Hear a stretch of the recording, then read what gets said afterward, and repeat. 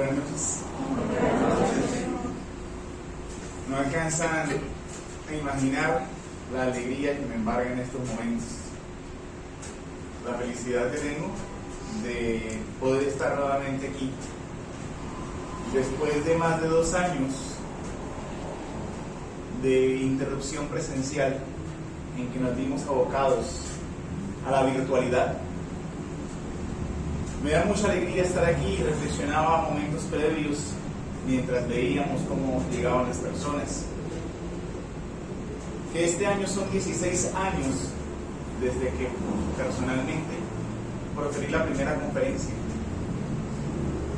Son 16 años este año y sin embargo el sentimiento de alegría que tengo en este momento creo no haberlo experimentado antes. Porque indistintamente de congresos nacionales, internacionales, de masas de personas o puñados, es esta la casa en la cual nacimos. Es esta la casa que vimos crecer desde que éramos muy pequeños. Todavía seguimos siendo muy jóvenes.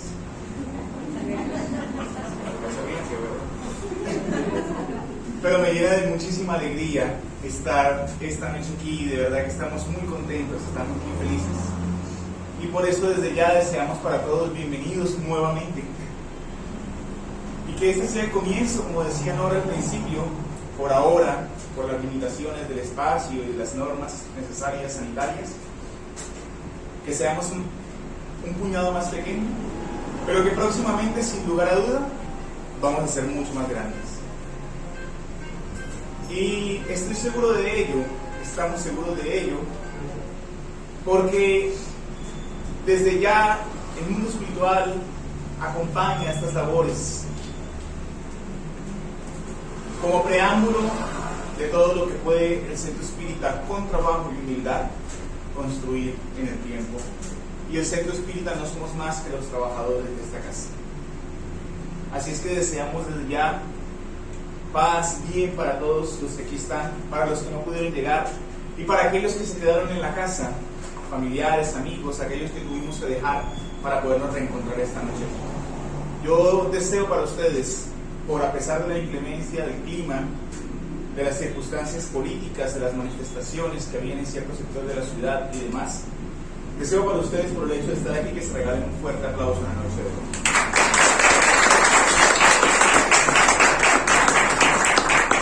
Mi papá me está aplaudiendo bien.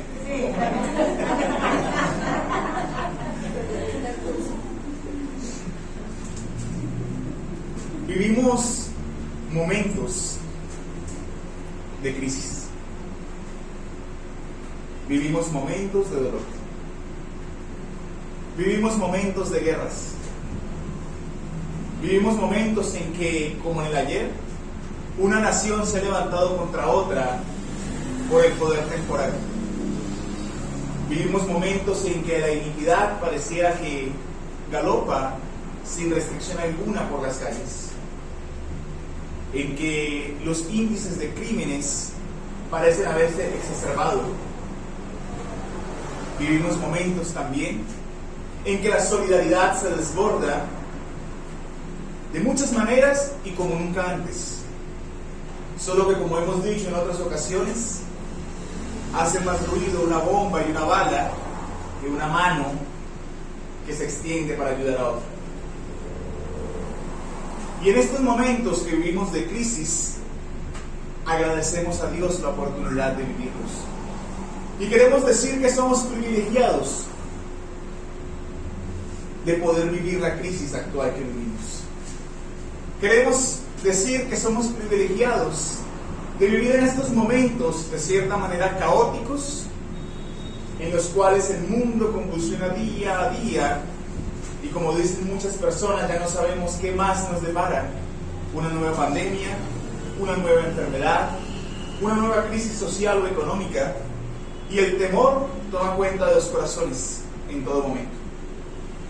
No obstante, debemos ser claros que decimos que somos bendecidos de vivir estas crisis, porque son las crisis las puertas a la transformación. Son las crisis, y lo han sido antes ya, las encargadas de hacer que al igual que el agua, a una alta temperatura cambia de estado de líquido a gaseoso, son las crisis las que hacen que la temperatura del planeta, en términos morales, se eleve para que nosotros nos transformemos de un estado tan materializado en el que vivimos a un estado más espiritualizado con el que estamos llamados a vivir.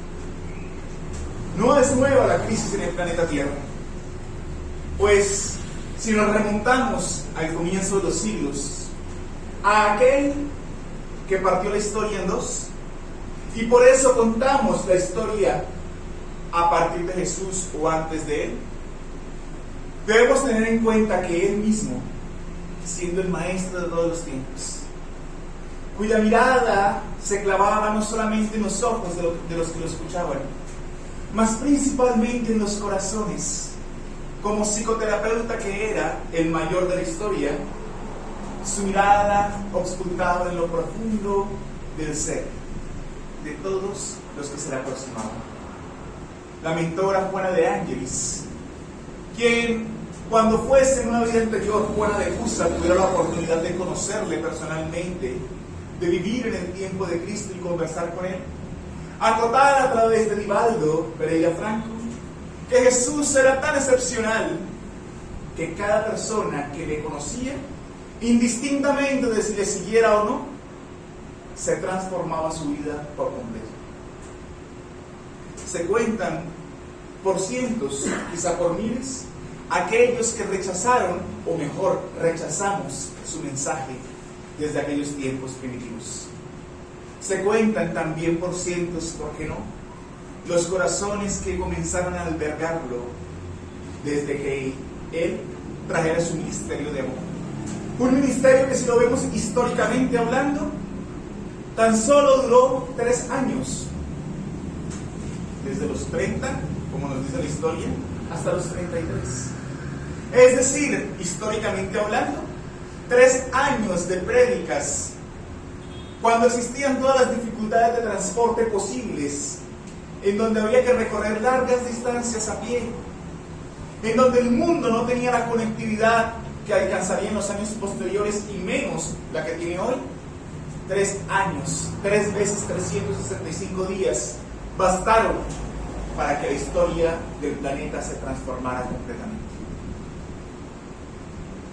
Y el momento en el que otros cálida, mas que sí concuerdan en que estaba colmada de estrellas, y una estrella en particular, aquella que se dice que seguían los pastores hasta aquella cueva donde se refugiaba María, aquella mujer joven, casada con ese hombre, José, que venía de su segundo matrimonio y que contaba ya con más de 60 años en aquel momento, y otros hijos. Y ella, que no alcanzaba los 20 años de edad, circunstancia que era normal en aquel tiempo. En aquella cueva donde ellos se refugiaban, huyendo de la histórica matanza de los inocentes, que buscaba simplemente que el emperador en aquel momento, que el gobernante de aquella región, no perdiera el poder temporal ante aquel que era, fue y sigue siendo el gobernador del planeta Tierra. Y en aquella cueva pequeña, que usaban los pastores precisamente para que las ovejas se resguardaran del frío en el desierto, que en las noches llega a las temperaturas de 0 grados incluso, allí, en medio de la paja y los animales, naciera Jesús. Mientras los espíritus guías o los ángeles, para muchas doctrinas, cantaban hosanas que eran imperceptibles para muchos, pero sí se clavaba en la memoria y en la mente de los pastores aquella frase: gloria a Dios en los cielos y paz en la tierra a los hombres de buena voluntad. Era lo que los espíritus cantaban en aquel momento, dando así inicio a la era de amor que transformaría por completo el planeta. Una era que, como dijimos anteriormente, estaba en crisis, porque el Imperio Romano, que hasta aquel momento gobernaba el mundo conocido, se encontraba en crisis absoluta. Después de haber nacido en los pantanos del Lacio, después de haber experimentado un crecimiento exponencial y haber apartado las tribus bárbaras, después de haber fracasado monumentalmente en 2 triunviratos, ahora se encontraba en crisis, porque era un pueblo de características belicosas. Los romanos eran considerados, muchos de ellos, los centuriones, los soldados, como los asesinos profesionales de su época.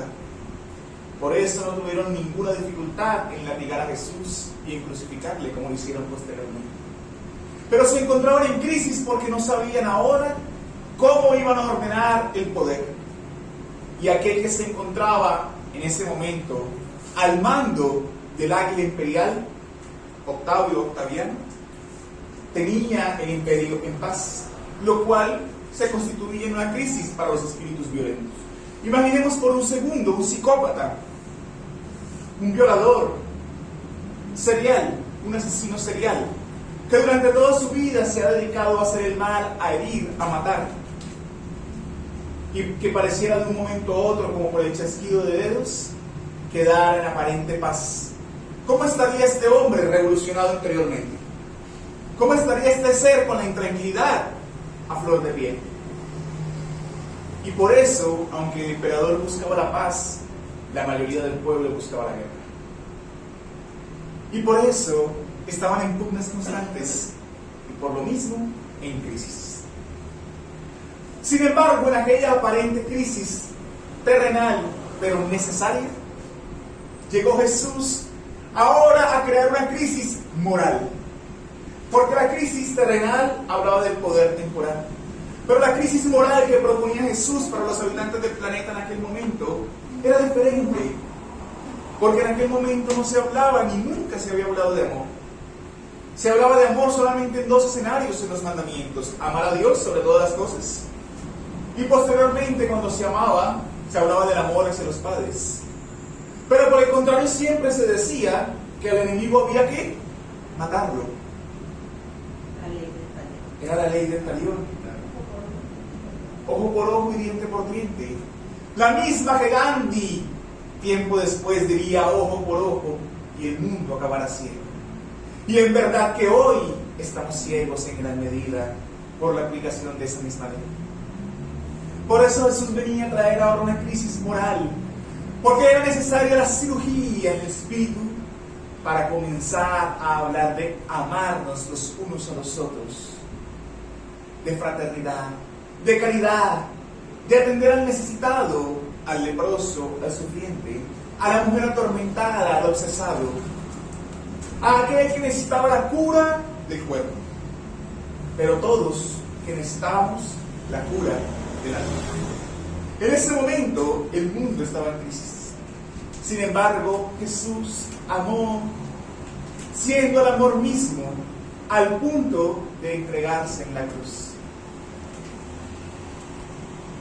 Hoy, previos a acercarnos acá, cuando veíamos que donde vivimos actualmente el agua comenzó a arreciar fuertemente y nos dimos cuenta que adicional había una manifestación, comenzamos a pensar, esto puede afectar a muchas personas para asistir.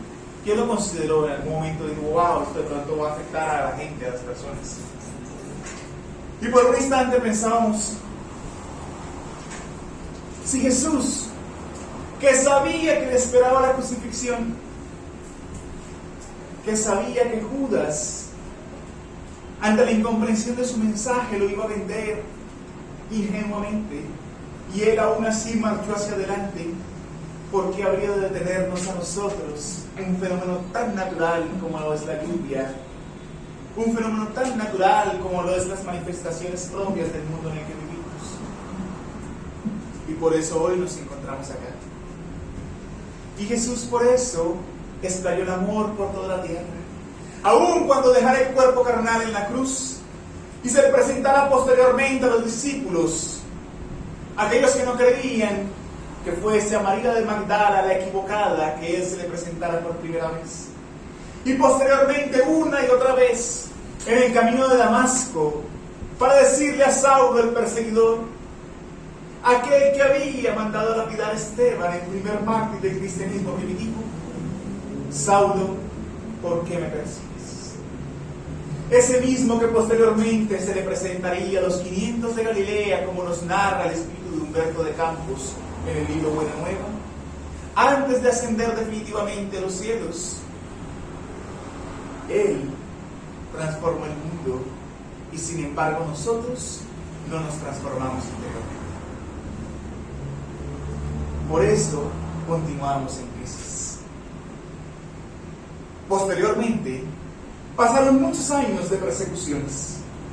Y cualquiera diría hasta aquí, ¿por qué cuando Johnny se para a veces a dar conferencias, comienza a hablar de la historia y nos habla de Jesús y nos hace prácticamente un recorrido de enciclopedia? Estamos hoy sentados aquí. No estamos sentados aquí por acaso. No estamos sentados hoy aquí porque el azar nos condujo, o porque nacimos, como en mi caso, en un hogar espírita, o porque adoptamos la creencia de la doctrina espírita, de la ciencia espírita, a través de los años. No. Estamos aquí fruto de una planeación del mundo espiritual para nuestra transformación moral y la transformación moral del mundo. Una planeación que no comenzó antes de hoy, no comenzó ayer ni antes de ayer. Una planeación que no comenzó con nuestro proceso reencarnatorio en esta existencia, no.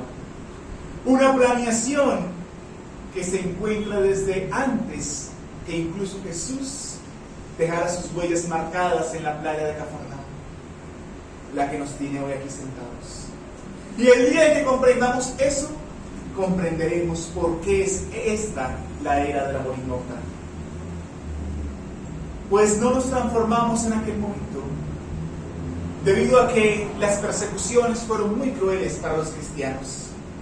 Aquellos hombres que habían matado al idealista Jesús no contaban con que su mensaje fuese más grande, como normalmente ocurrió. Y las persecuciones fueron bastante crueles, bastante difíciles. Más de 1 millón de almas dejaron el cuerpo físico en dirección a la espiritualidad entre el emperador Diocleciano y Nerón. Más de 1 millón de personas se entregaron en el holocausto por amor a Jesús en aquel momento. ¿Para qué? Para que el mensaje no se perdiera, para que realmente la buena nueva se hiciera en la tierra. Y aún así entramos en otro momento de crisis que era necesario preludio para encontrarnos hoy aquí. Y fuera precisamente cuando el emperador Constantino, el 13 de junio del 313, adoptara el cristianismo como la religión aceptable por el imperio, dándose cuenta que los cristianos crecían en número, tratando de evitar posibles guerras, la nombra como la religión aceptable, convirtiendo de perseguidos a perseguidores, permitiendo que en ese 13 de junio naciese una religión, o mejor, naciese una creencia política, social y económica con connotaciones religiosas: el cristianismo. Por eso comenzó entonces el mensaje a entrar en crisis. Eso simplemente sirvió de precursor para que posteriormente el planeta Tierra entrara entonces en la Edad Media. Aproximadamente 1000 años de muerte, de sufrimiento, de oscuridad, de dolor.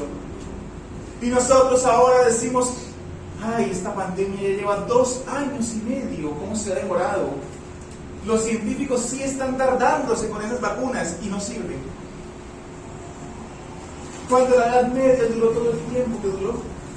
Pero también era la antesala. ¿A qué?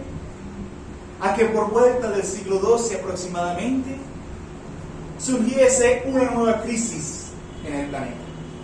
¿Estamos de acuerdo en que hasta ahora vamos en el siglo XII y tenemos muchas crisis? Tranquilos que la conferencia tenemos hasta el siglo XXI, vamos en el XII, no se preocupen. ¿Faltan cuántos? Bueno, ya empezaron a hacer cuentas de atrás. Fue precisamente en el siglo XII que una nueva crisis llegó al planeta. Era la crisis que ahora se presentaba, pues los estados papales se encontraban en guerra con los estados italianos.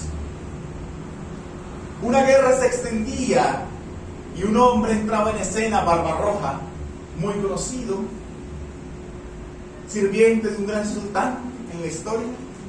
Y Barbarroja, buscando el dominio germánico, se extendía en una guerra por toda la península itálica.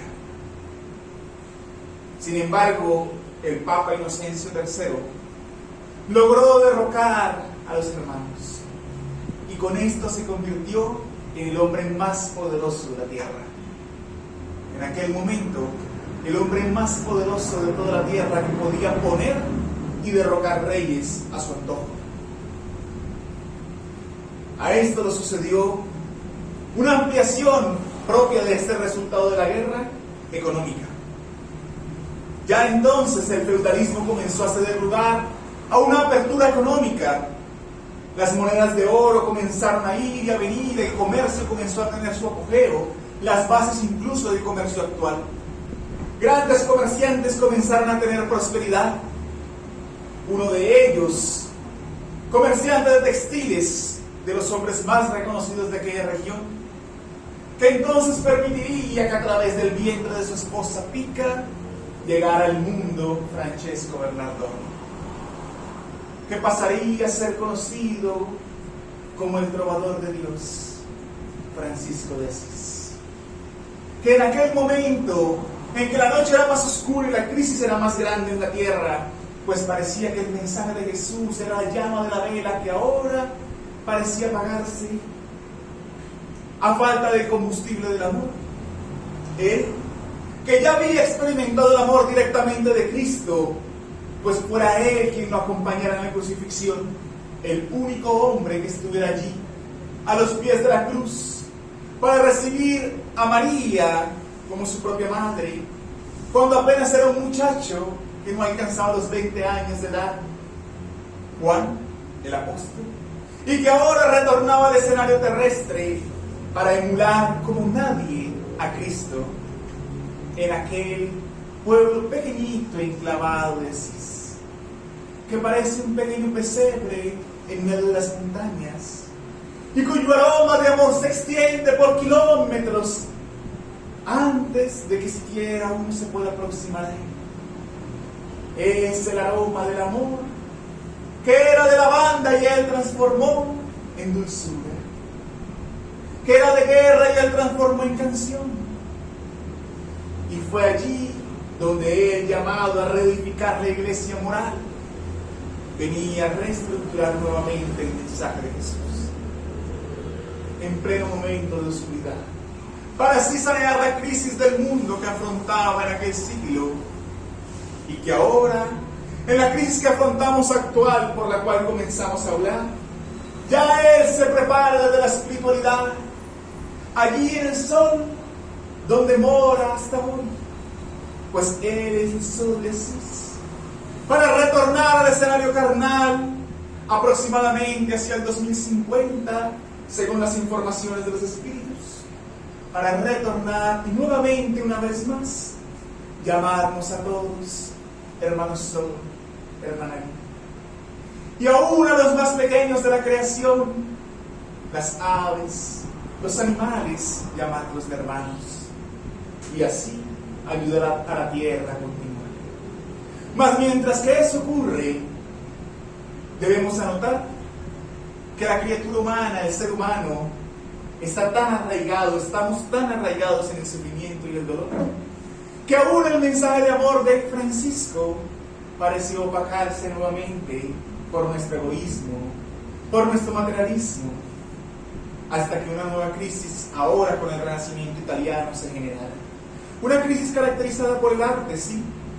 Grandes artistas en pleno Renacimiento italiano que hasta hoy admiramos, pero principalmente por Martín Lutero, aquel hombre que ahora, trayendo nuevamente o con el deseo de traer nuevamente el evangelio real, plantea el protestantismo, la reforma y la contrarreforma en contra de la Iglesia Católica, la religión dominante hasta ese momento.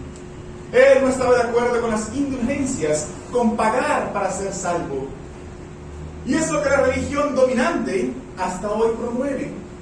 Porque en aquel momento la religión le decía a los pobres: sabemos que tu patrón es duro. Sabemos que tu patrón te trata mal y no te paga. Pero Jesús te dice que ames, que continúes, que comprendas que finalmente el reino de los cielos será tuyo. Y tu patrón, que hoy tiene todo el poder, descenderá al infierno una vez muera. Hasta ahí, aquellos hombres y mujeres se sentían consolados de cierta manera. Lo que no contaban era que al final, cuando estos hombres y mujeres poderosos llegaba el momento de su muerte, les era entregada entonces la misa de cuerpo presente, en la cual se les absolvía de todos los pecados, se les absolvía de ser enviados al infierno, y con esto y las mesas posteriormente del mes, de los siguientes meses, eran enviados directamente al cielo, indistintamente de su comportamiento, pero tenían como pagar las diferentes misas. Costumbre que incluso se extiende de cierta manera hasta hoy. Y por eso Martín y Lutero estaban en desacuerdo con las indulgencias, y grandes hombres y mujeres entraron en el escenario carnal en aquel momento, aquel que daría entonces paso posteriormente a una ruptura ahora definitiva para entrar entre el siglo XVII y XVIII. ¿Sí ven cómo avanzamos de rápido? Entre el siglo XVII y XVIII, pues ahora la razón estaba definitivamente en guerra con la religión. En el siglo XV, un vikingo que había reencarnado ahora en Europa y que había rogado a la corona que le dieran recursos para ir a un nuevo camino hacia las Indias, Cristóbal Colón, había descubierto América. Lo que él no sabía es que simplemente eso estaba en su archivo periespiritual, pues siendo vikingo anteriormente ya había estado en las tierras americanas, y ahora lo que simplemente hacía era redescubrir para el mundo nuevamente las Américas. Y la descubierta de América comenzó a plantear una crisis religiosa, porque hasta ese momento la palabra de Dios establecía que la tierra era plana. Y sin embargo, Copérnico dijo: no, la tierra es redonda. Y no solamente es redonda, sino que no está quieta. No es el sol el que gira alrededor de ella, sino ella alrededor del sol. Y los planetas que la circundan también. Isaac Newton entonces, con la manzana en su mano, dijo: existe la ley de gravedad. Y la palabra de Dios una vez más fue cuestionada. Porque entonces lo que se consignaba allí, decían, no era la palabra de Dios, porque Dios no podía escribir. Y Dios no podría haberse equivocado en que la tierra era plana, y ahora la ciencia demostraba que no era así. Que no era la tierra, el sol el que giraba alrededor de la tierra, y ahora la ciencia demostraba que no era así. Y se presentó una crisis de fe. Crisis que entonces llevó a que poco a poco se fueran distanciando las personas de la religión. Cada vez las personas buscaban diferentes escenarios. Cada vez las personas buscaban nuevas respuestas para poder así entender lo que ahora acontecía. Sin embargo, eso fue tomando proporciones cada vez más grandes, y ya en 1749, el 14 de julio, un grupo de mujeres, de hombres, de seres humanos, pensadores, políticos, se van y logran que caiga la Bastilla en la Revolución Francesa. Aquel castillo que se encontraba a un costado de París y que servía como prisión de los reyes. Aquellos reyes que, como decían hasta ese momento, eran amparados por Dios, por lo cual todo lo que hiciesen estaba bajo el amparo de Dios. Finalmente la Bastilla tuvieron que demolerla, y hoy se encuentra un monumento bellísimo con un ángel en la punta que tuvimos la oportunidad de conocer, en donde se encontraba anteriormente la Bastilla en París. como signo de que ahora 3 palabras entraban en el lenguaje humano: la igualdad, la libertad y la fraternidad.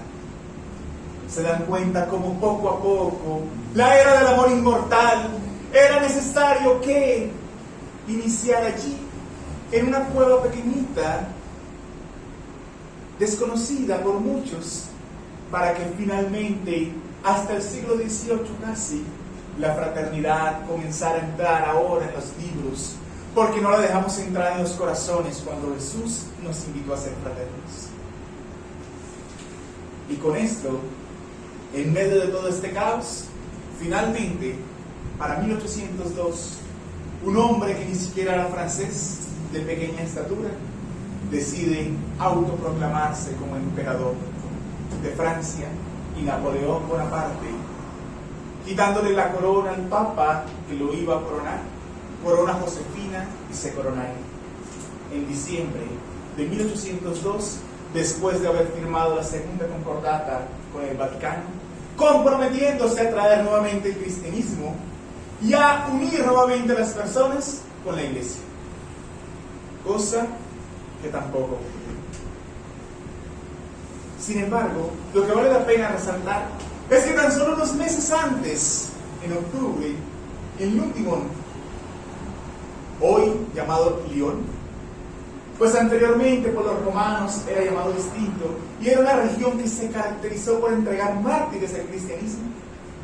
Allí en esa misma región que entregó cientos de mártires en nombre de Jesús, ahora en Lyon, en Francia, renacía el profesor Hippolyte Léon de Nisard-Rivet, este hombre inmortal que venía entonces a cumplir las palabras de Jesús, que de una familia católica se va a temprana edad a estudiar a Yverdon en Suiza con Pestalozzi, y gracias a su alto conocimiento y desempeño que ya traía de la espiritualidad, a los 15 años, cuando Pestalozzi es llamado a París para presentar su tesis de la educación y del amor, él, el profesor, pues en ese entonces estudiante Rivet, con 15 años de edad, queda bajo la dirección o a la dirección del Instituto de Yverdon.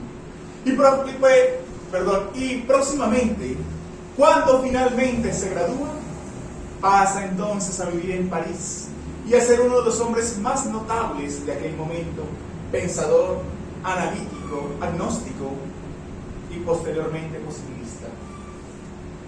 Este ser que enviara a Jesús mismo para decir a la humanidad: basta, basta de las tentativas de abrazar el mensaje de amor, basta de las tentativas de abrazar el consuelo. Es momento ahora de finalmente entregarse al amor. Y entonces Kardec llega finalmente a la tierra en aquel octubre de 1802. Sin embargo, los hechos transcurrían normalmente hasta que Carlos Marx empieza a proponer que la religión es el opio del pueblo, y tenía totalmente la razón en el momento en que vivía.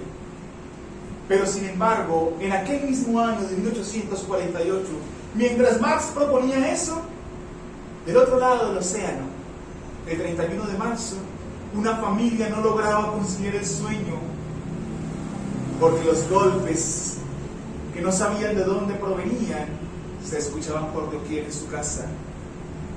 Y entonces las hermanas Fox comenzaron a querer jugar con aquellos golpes. Puede que tú que estás hoy acá ya conozcas esta historia. Seguramente habrás dicho mentalmente: otra vez las hermanas Fox. Eso lo vi en el curso de formación de trabajadores. Sin embargo, debo decirte que debemos ampliar el panorama para entender que Jesús comanda la barca de la tierra. Porque en aquel mismo año, con diferencia de días, de horas, mientras Carlos Marx proponía la doctrina del capital, al otro lado del mundo, los inmortales regresaban para decir: estamos vivos. Y esto solamente puede ser orquestado por Jesús. Y es así que en 1852 París se encontraba en furor. Las mesas danzaban, bailaban, se elevaban y todos conocemos ya lo que hacían.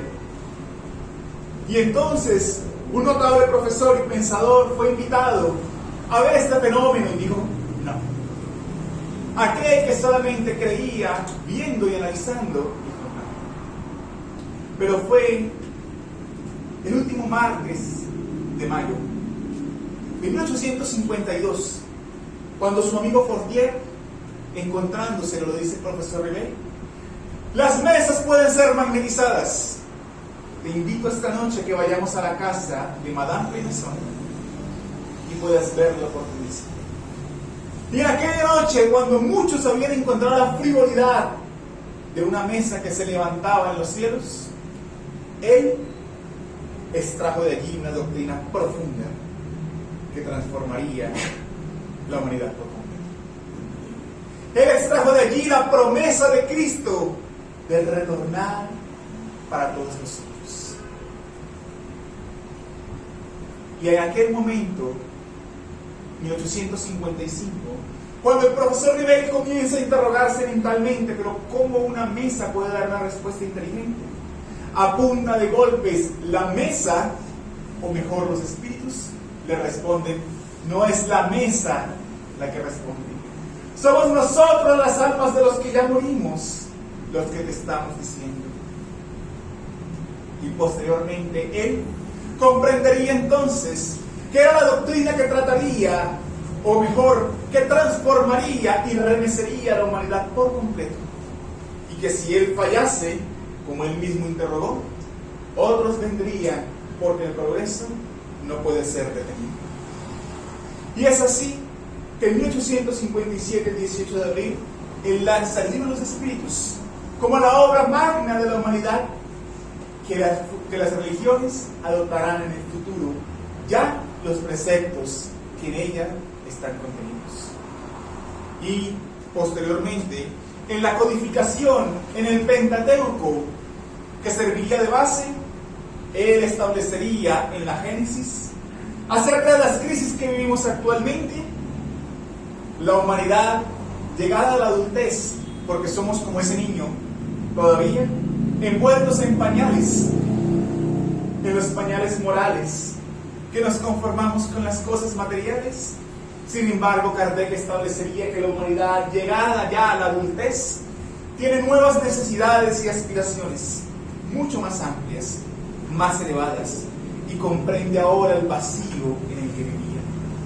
Por eso, cuando nosotros comenzamos a comprender ese vacío, concluye Kardec diciendo, se quitará los pañales y se lanza empujada por una fuerza irresistible hacia terrenos desconocidos en busca de nuevos horizontes menos limitados. Y es precisamente lo que hoy estamos viviendo. La crisis que vivimos actualmente no es más que la consecuencia de quitar ese pañal moral para dirigirnos a horizontes menos limitados. Yo tengo la fortuna de ser padre hace casi 2 años ya en junio. Y mi hija, con 22 meses, todavía usa pañal, naturalmente. Hice un curso completo que se llamaba ¿Cómo dejar el pañal? Y comprendí que naturalmente es una crisis. Y ellos así lo entienden. Y nosotros como padres también. Pues es una crisis empezar a decirle qué tiene que hacer a determinadas horas, si lo hacemos respetuosamente y no obligándolo. Es una crisis tener que estar limpiando cada tanto el piso de la casa porque estaba jugando y se le olvidó. Es una crisis tener que empezar a usar ropa interior para ella, así sean de Mickey Mouse como le gustan. Es una crisis. Y si es una crisis en algo tan pequeño como el pañal de una criatura humana, ¿cómo no debe ser una crisis en el pañal moral en el cual nosotros vivimos desde tantos años? Y todavía nos preguntamos por qué el mundo está como está. Es que la sociedad como que se ha vuelto loca, ¿no? Y escucho a una persona decir, en mis tiempos no era así. Yo todavía no puedo decir eso. Por allá dentro de unos años más adelante diré, en mis tiempos no era así. Todavía no lo puedo decir. crisis actual que vivimos totalmente necesaria. Por eso Kardec continuó diciendo después, más adelante en la Génesis, para que los hombres sean felices en la tierra, es preciso que ella esté ¿qué? Poblada por espíritus buenos. ¿Y hoy está poblada por espíritus buenos? Tanto encarnados como desencarnados. Es decir, es necesario que el bien se establezca, que el bien realmente reine en el planeta, para que aquellos que hacen el mal vayan en retirada, porque no se sienten en el lugar correcto, porque ya el progreso avanza galopante, y por eso realmente el planeta cambia. Sin embargo, Kardec, que era estudioso, analítico, interrogó igualmente a los espíritus en la cuestión 728 del libro de los espíritus, a este respecto diciendo: ¿la destrucción es entonces una ley de la naturaleza? Que hoy vivamos que naciones se destruyen unas a otras, ¿es una ley de la naturaleza? Que mueran miles de personas, ¿es entonces una ley de la naturaleza? Y los espíritus respondieron diciendo: es necesario que todo se destruya para que renazca y se reine. Lo que pasa es que lo que nosotros entendemos como destrucción, a la luz de la vida inmortal, es simplemente transformación. Nacimiento y desencarnación, ambas son puertas de la vida, solamente que en escenarios distintos. Y el día que comprendamos eso, comprenderemos que no hay destrucción, sino mudanza, cambio necesario para evolucionar. Por eso, yo quiero que empieces a reflexionar sobre algo para ir dirigiendo hacia el final. Todos hemos tenido días pesados. Vivimos en un mundo de expiación y de pruebas, en transición, en cambio, hacia un mundo de regeneración, como ya lo hemos leído en la literatura. Pero eso hace que en medio de las crisis, a pesar de estar en la era del amor inmortal, que estamos convencidos que estamos, y que llegará a horizontes que todavía no comprendemos, pasemos momentos difíciles. ¿Quién ha experimentado crisis alguna vez? ¿Quién ha dicho, estoy en crisis? Definitivamente. En algún aspecto de mi vida. Todos. Precisamente esta semana que pasó, yo lo expresé. Dije, no, estoy en crisis en algunos aspectos de mi vida. Y entonces, como aquella página que es tirada al viento y que pareciera que el azar mueve sin dirección definida, un pensamiento llegó a mis manos y ahí comprendí lo erróneo que estaba viendo las cosas. Porque comprendí que hay dos formas de verlo: ¿estás en crisis o estás en Cristo? Porque si estás en crisis es porque no confías lo suficiente en Cristo.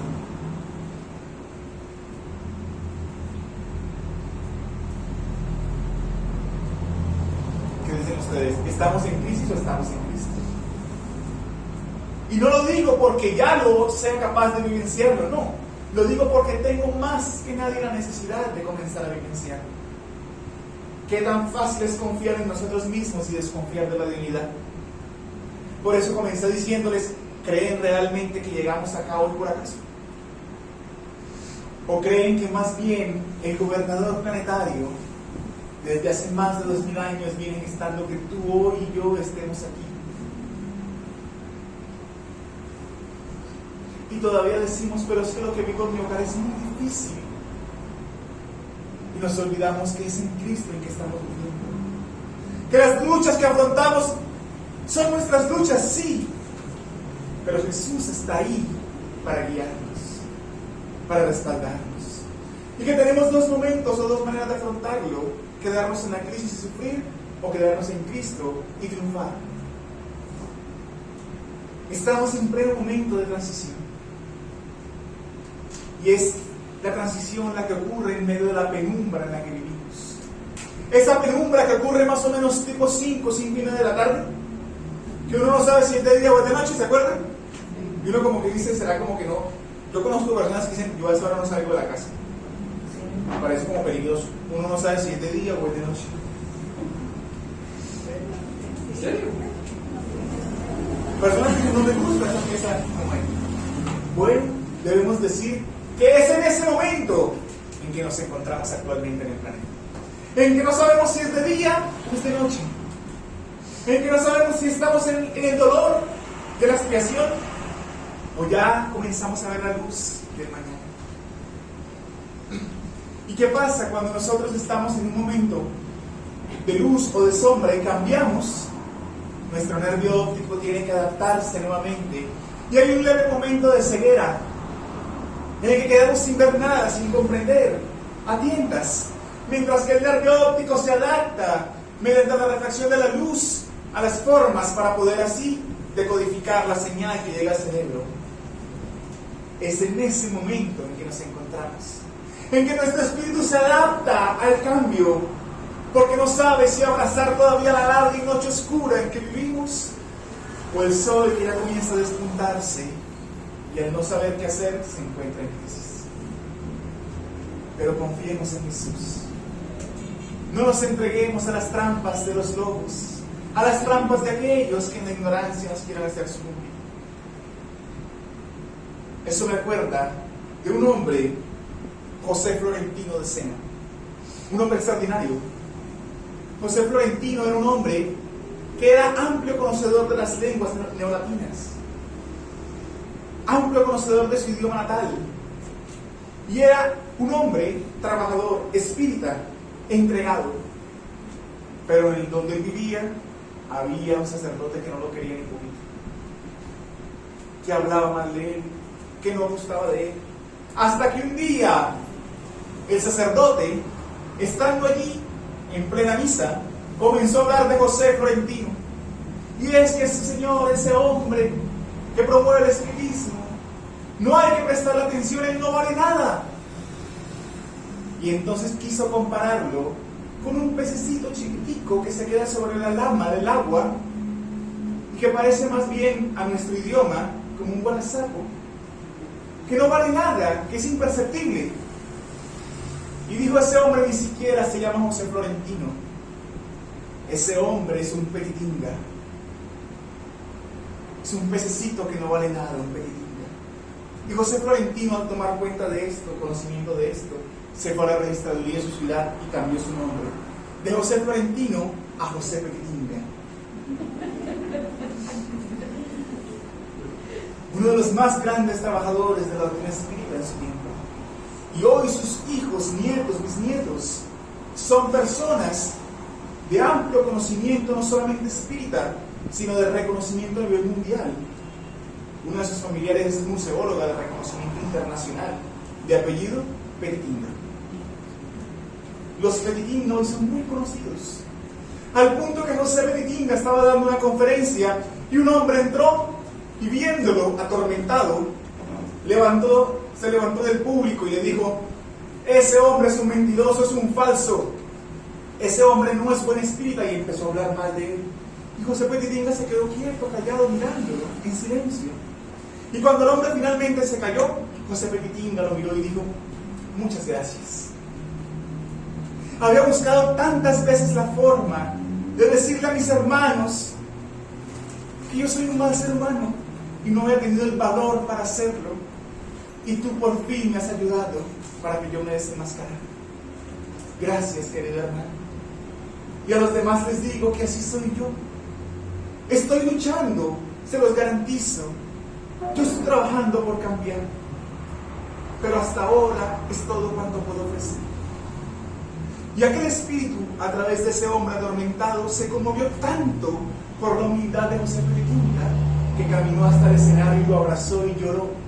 Y dirigiéndose a todos les dijo: discúlpenme, yo soy un atormentado y él es un buen espírita, él es un gran hombre.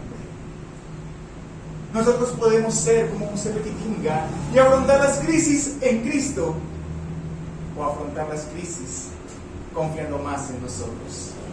Sin embargo, recordemos a un espíritu que no sé si muy apreciado, Tagore, que dice: la fe es el pájaro que siente la luz cuando el amanecer aún es oscuro. Y hoy el amanecer es oscuro para la era del amor, pero nosotros podemos ser esa ave que ya comienza a sentir la luz cálida que nos envuelve en medio de la fría noche que el planeta afronta, y sintiendo esa luz salir a trabajar como verdaderos espíritas, cumpliendo lo que expresaba Jesús en Juan 14:16. Aquel día después de haber curado tantos, que llorando, Pedro lo interrogó por qué lloraba, y él explicó las curas que los seres necesitábamos del alma y no del cuerpo. Y posteriormente le dijo a Pedro: no temáis, que yo os enviaré un consolador, y él morará con vosotros hasta el final de los tiempos. Es nosotros la oportunidad que tenemos de realmente abrazar y ser nosotros aquellos intermediarios del Evangelio. No creamos que tenemos pocas capacidades para hacerlo, pues este hombre, que fue conocido como Chico Amor Xavier, considerado el hombre más importante de todo Brasil por encima de cantantes, futbolistas, actores y actrices, cierto día exclamó, siendo el mayor medium de la época actual: si tuviera yo que esperar mejores condiciones espirituales para servir, hasta hoy no hubiera comenzado. ¿Cuántos hay de nosotros que decimos: yo quisiera poder comenzar, yo quisiera poder hacer, pero si me falta tanto? A Chico también le faltaba en su forma de pensar. Y si a nosotros nos falta, no veía. Y si a nosotros nos hace falta, podemos continuar y debemos continuar. Debemos seguir adelante. Porque Jesús nos entregó el Consolador prometido. Y en aquella codificación de Kardec que hablábamos anteriormente, el Evangelio según el Espiritismo, y allí, en el capítulo donde se encuentran textos como la misión de los espíritas, los obreros de la última hora, entre tantos otros, se encuentra esa frase hermosa que nos invita a la acción. Hermanos, trabajemos conjuntamente y unamos nuestros esfuerzos a fin de que el Señor, cuando llegue, encuentre la obra conjunta. Ya se aproxima el momento de que la obra llegue, de que se concluya ese proceso de transformación. Hacia 2060 aproximadamente los espíritus establecen que ya el planeta será un planeta de regeneración. Yo pensaba que hoy mi hija vivirá en un planeta de regeneración. Y por eso la responsabilidad que tenemos hoy de transformar el planeta es mucho mayor. Es mucho mayor. Porque somos los convidados a la fiesta, como decíamos que días con los hermanos. Fuimos los convidados al festín espiritual, solamente que nos pidieron llegar en el momento de la preparación. No cuando se goza del banquete, mas sí cuando se prepara la mesa, cuando se coloca el mantel, cuando se extienden los platos, para que aquellos que nos llegarán próximamente puedan hacer una primavera de bendiciones. Sin embargo, nuestra luz debe ser fuerte, porque somos como una vela, dice el Espíritu de María. Una vela cuya luz puede iluminar varios metros, pero solamente un pequeño soplido del viento puede apagar su llama. No permitamos que los soplidos pequeños de las unidades materiales opaquen nuestra luz. Seamos recipientes de las dádivas de los cielos y amemos. Y me voy a robar últimos minutos, si me permiten, para cerrar recordando dos cosas. La primera de ellas, que se encuentra en el último libro que promovía Nobel al principio, Las leyes morales, de Divaldo Pereira Franco, en donde Juana nos dice esto, y cerramos con esto porque vivimos la era del amor inmortal. Y Juana dice: en el amor, causa primero de todas las cosas, porque la creación es un acto de amor, se inician y terminan todas las ambiciones y se encuentran respuestas para todas las situaciones de la problemática moral humana. Toda respuesta que necesitemos está ¿en dónde? Por eso, cuando estamos en el amor, ante el amor la dificultad se torna un desafío simplemente. El dolor se convierte solo en una prueba. La enfermedad se constituye en un rescate. La lucha se vuelve una experiencia. La ingratitud nos enseña. La renuncia nos libera. Y la soledad prepara, mientras que el sacrificio nos santifica. Por eso, para cerrar, cuando hablamos de esta madrecita querida que tanto amamos, Juana de Ángeles, Juana Angélica, Juana de Cusa, Clara de Asís, cualquier nombre que le queramos poner al mismo espíritu,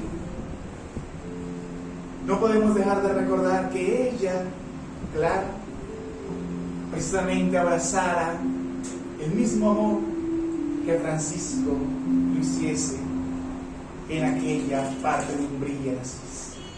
Y recordando la última línea, o mejor, todas las líneas, porque la vida de Francisco estuvo inmaculada por todas y cada una de ellas, las dificultades, el dolor, la enfermedad con el cáncer que tenía, la lepra que padecía, el mal de tracoma que decía que le quemaran los ojos porque quedaba ciego y finalmente quedó ciego, las diferentes enfermedades que vivía, la lucha constante, la ingratitud de aquellos, incluso su familia, la renuncia que tuvo en todo momento y la soledad que lo acompañaba y el sacrificio en todo momento.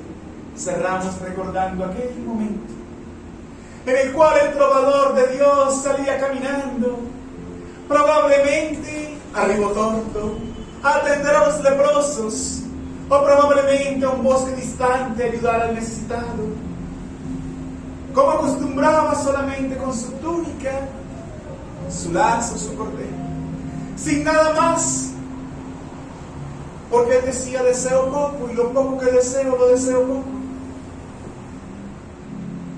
Y caminaba cantando, feliz de servir a Dios, entre la lavanda que surcaba el camino. Y en aquel camino comenzó a escuchar una matraca distante que poco a poco se hacía más fuerte y que era acostumbrada desde el tiempo de Jesús para anunciar a aquellos enfermos de hanseníasis, de lepra. Aquella enfermedad que se contagiaba con solamente el aire. Y él comenzó a escuchar aquella matraca que se aproximaba.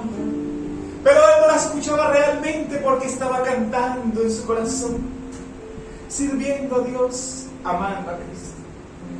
Cuando se percató, aquella matraca dejó de ser distante y ahora ese sonido se convertía en una figura frente a él, cubierta de telas desmigajadas, rotas, sucias, con un olor a putrefacción. Y de entre aquellas telas, una mano que se veía en las llagas pululando la materia sanguinolenta, y una capota que cubría el rostro, y una mano que se extendía a aquel que nada tenía y lo entregaba todo. Francisco reconoció de una vez la oportunidad de servicio y buscó en su ropaje intentar encontrar algo, mas se recordó que lo último que tenía lo había entregado hacía algún tiempo ya. Y lamentando profundamente en su corazón, trató de entrever entre los vendajes del rostro aquella figura y dijo: no tengo nada, hermano. Lamento no poder ser de utilidad para ti en estos momentos, pero no puedo darte nada. Y entonces, agachando su cabeza, continuó su camino, mas algo en su interior no estaba bien. Aquella alegría con la que venía ahora se había perdido. Y entonces, unos metros más adelante, miró hacia atrás y pudo ver que aquella figura permanecía inmóvil, aguardando mientras él había continuado. Él entonces sintió la llama que se encendía en su interior, aquella que le recordaba que no se trata de dar, y sí de darnos. Y regresando hasta él, se posó frente a él, miró su mano nuevamente y sintió el aroma de la putrefacción que opacaba el aroma del campo, y levantó entonces aquella capota y pudo constatar cómo las partes del cuerpo ya se desprendían del rostro, No había oreja que se había caído a pedazos como mordiscos. Los labios eran trozos simplemente de carne podrida que se mezclaban con materia que salía. La nariz había sido carcomida por completo, las cejas y los párpados igualmente, en un estado deplorable. Y él, mirando ese rostro, tomó y posó sus manos en sus mejillas, si aún podían llamarse así, y mirándolo le dijo: no tengo nada que dar, por eso me doy para ti, querido hermano.